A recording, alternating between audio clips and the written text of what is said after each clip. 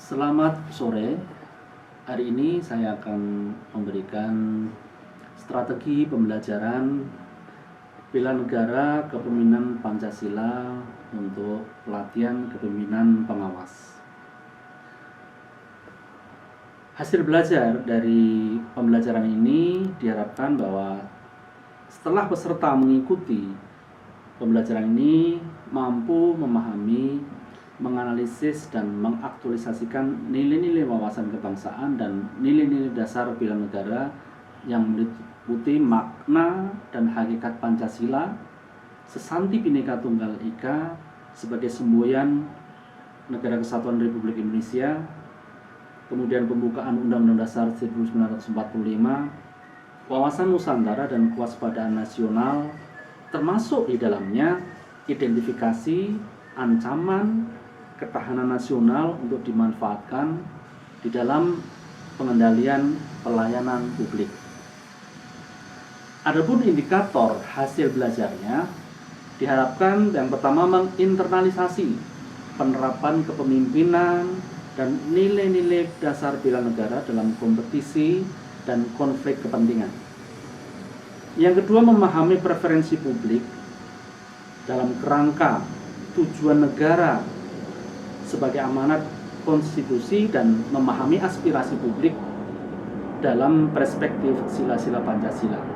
Sementara yang ketiga, mengaktualisasikan penerapan wawasan kebangsaan dan nilai-nilai dasar bela negara. Yang keempat, memahami persepsi publik mengenai lingkup dan wujud cinta tanah air dalam perspektif wawasan Nusantara dan kearifan lokal. Selanjutnya, pertemuan ini akan dibagi dalam beberapa tahapan kegiatan. Yang pertama, pendahuluan.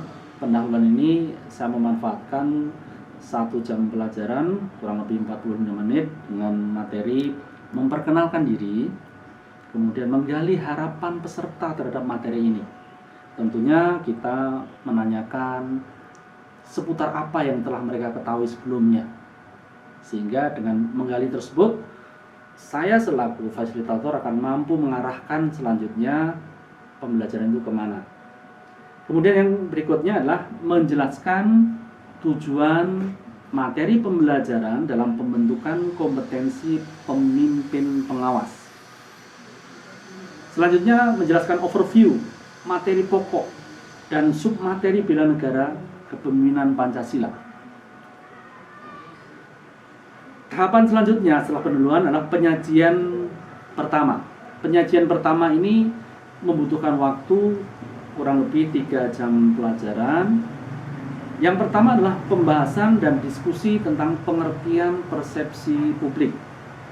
Yang kedua, memberikan pemahaman lingkup dan wujud cinta tanah air dengan memutar video-video tentang cinta tanah air yang banyak kita ambil nanti dari beberapa sumber, sehingga akan menjadi menarik pertemuan ini. Selanjutnya, dari video itu, dari pembahasan diskusi, kemudian menugaskan diskusi konsep wawasan Nusantara dan kearifan lokal. Ketika terjadi diskusi, kemudian ada berbagai masukan, akhirnya saya selaku fasilitator akan memberikan arahan hasil diskusi.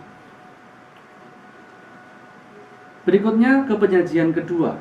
Penyajian kedua ini lama waktunya kurang lebih 2 jam pelajaran. Masing-masing jam pelajaran 45 menit. Yaitu di sana akan memberikan pemahaman dan diskusi pengertian preferensi publik tentang bela negara tersebut. Kemudian membahas konsep tujuan negara dan tingkat pencapaiannya sebagai amanat konstitusi. Di mana kita tahu bahwa amanat konstitusi atau tujuan negara ada di pembukaan Undang-Undang Dasar 45. Selanjutnya pada penyajian yang ketiga, ini merupakan waktu 2 jam pelajaran, akan saya bahas internalisasi dan implementasi kepemimpinan Pancasila. Nah, bagaimana ini bisa terjadi? Nah, ini terjadi nanti akan kita gali benar-benar apa yang harus dilakukan oleh pejabat pengawas, terutama dalam menginternalisasi dan mengimplementasikan kepemimpinan Pancasila tersebut. Kemudian mengajak peserta menggali dan menginternalisasi nilai-nilai dasar bela negara dalam pelaksanaan tugas kewajiban. Kemudian mengajak peserta berdiskusi tentang daya saing, kompetisi, dan konflik kepentingan. Selanjutnya beranjak ke penyajian keempat, kami akan melakukan pembahasan pengertian aspirasi publik. Dalam penyajian keempat ini dibutuhkan waktu 9 jam pelajaran. Kemudian selanjutnya mengajak peserta berdiskusi penerapan aspirasi publik dengan topik internalisasi dan aktualisasi nilai-nilai bela negara dan kepemimpinan Pancasila bagi pejabat pengawas di era digital dalam upaya mewujudkan Indonesia Emas 2045. Nanti akan terjadi diskusi sangat baik di kelas sehingga mendapatkan berbagai masukan, contoh-contoh dan sebagainya untuk dikembangkan sedemikian rupa penyajian keempat ini menjadi menarik. Selanjutnya dalam penyajian keempat ini akan memberikan arahan dan motivasi atas proses diskusi agar menggunakan referensi terkini, memanfaatkan media digital tentunya. Kemudian mengajak peserta juga menyampaikan hasil diskusi secara pleno, dan di penutupan pembelajaran penyajian keempat ini kami akan memberikan arahan hasil diskusi. Selanjutnya penyajian kelima ini juga memerlukan waktu 9 jam pelajaran.